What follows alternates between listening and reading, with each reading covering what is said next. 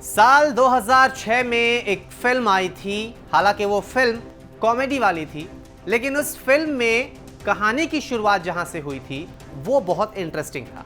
दरअसल उस फिल्म में 21 दिन में पैसे डबल करने का एक स्कीम दिखाया गया था और दिखाया गया था कि कैसे उस स्कीम में कई सारे जरूरतमंद लोग फंसे और फिर उनकी जिंदगी बहुत ज्यादा पलट गई, एक तरह से हम कहें दूसरी ओर चली गई।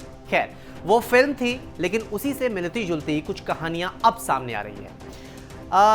500 रुपए आप इन्वेस्ट कीजिए, 1000 रुपए आपको मिलेंगे, वो भी 15 दिनों में। एक ऐसी स्कीम चल रही थी बाजार में जिसके झांसे में कई लोग आए और उस झांसे में आने के बाद अब वो लोग पछता रहे हैं और अब उनके मन में एक सवाल आ रहा है कि आखिर उन पैसों का क्या होगा जो उन्होंने इन्वेस्ट किया है।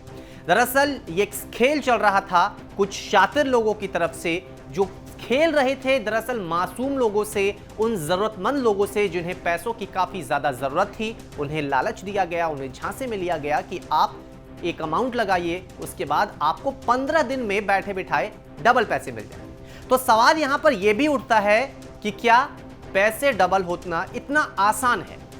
और अगर आसान है तो फिर वो लोग जो महीनों के 30 दिन जा रहे हैं, 8 से 10 घंटे काम कर रहे हैं और महीने के आखिरी में कुछ हजार रुपए सैलरी के रूप में ले रहे हैं, क्या वो बेवकूफ है?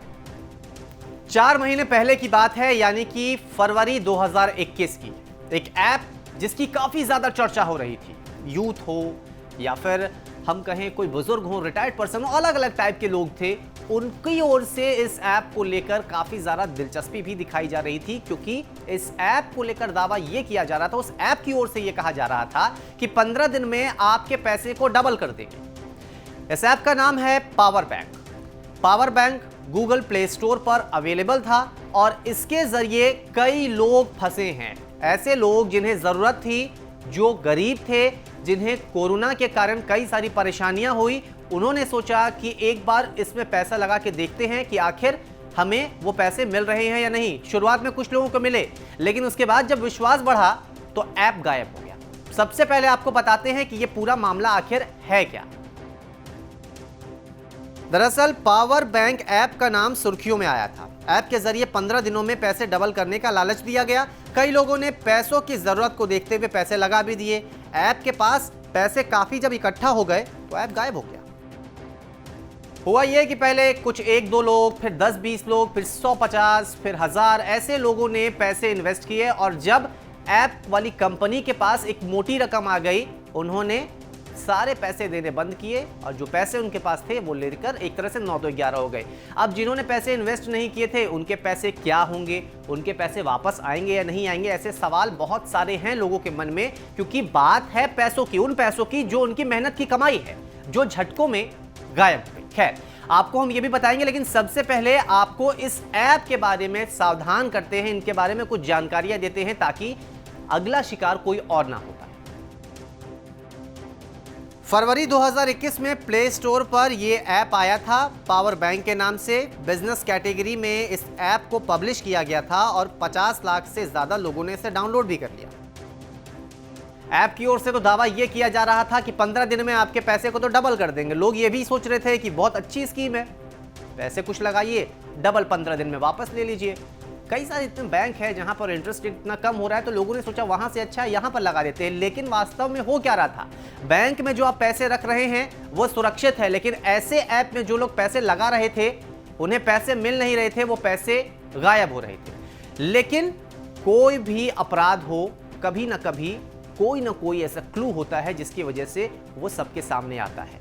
कितनी भी साजिश रची है, वो साजिश सबके सामने आ ही जाता है और इसके साथ भी ऐसा हुआ। दरअसल कुछ ऐसे लोग सामने आए जिन्होंने पैसे तो लगाए थे लेकिन उनके पैसे वापस नहीं आए। बहुत अच्छी बात यह है कि उन लोगों ने आगे आकर शिकायत दर्ज कराई, बिना किसी डर के वो थाने पहुंचे, पुलिस को अपनी आपबीती बताई और उसके बाद जब जांच हुई तो दूध का दूध और पानी का पानी भी होने लगा।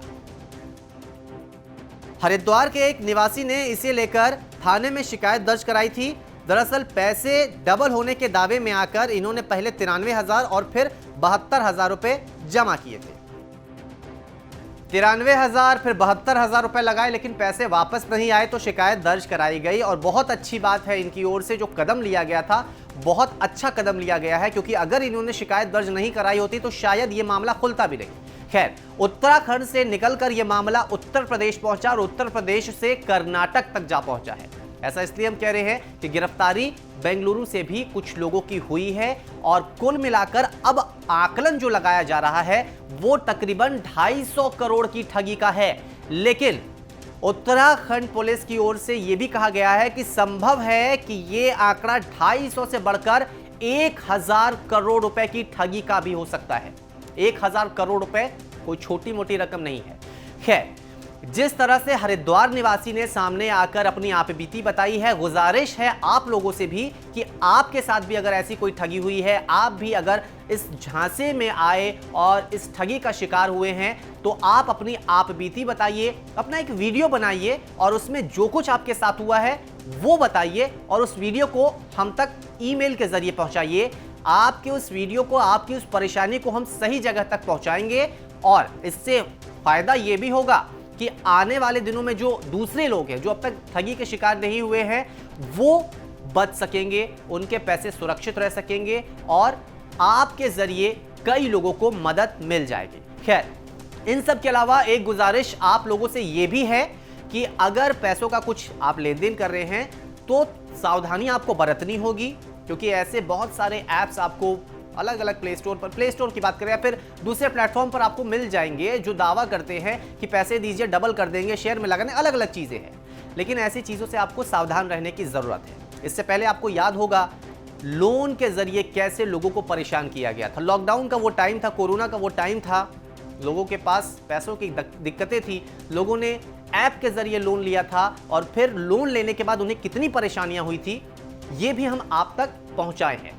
ठीक उसी तरह इसे भी हम एक मुहिम बना रहे हैं और आपकी परेशानी हम सब तक लाएंगे, सबको बताएंगे कि कैसे सावधान रहना है और सही जगह तक आपकी परेशानी को पहुंचाएंगे। इसीलिए आप अपनी परेशानी एक वीडियो के जरिए हमें ईमेल जरूर करें और इसके साथ ही आरबीआई की वेबसाइट पर जाकर ध्यान से देखिए, जो लिस्टेड बैंक्स नहीं है उससे लेन देन करने से जितना हो सके उतना बचे, क्योंकि ये पैसे आपकी मेहनत की कमाई के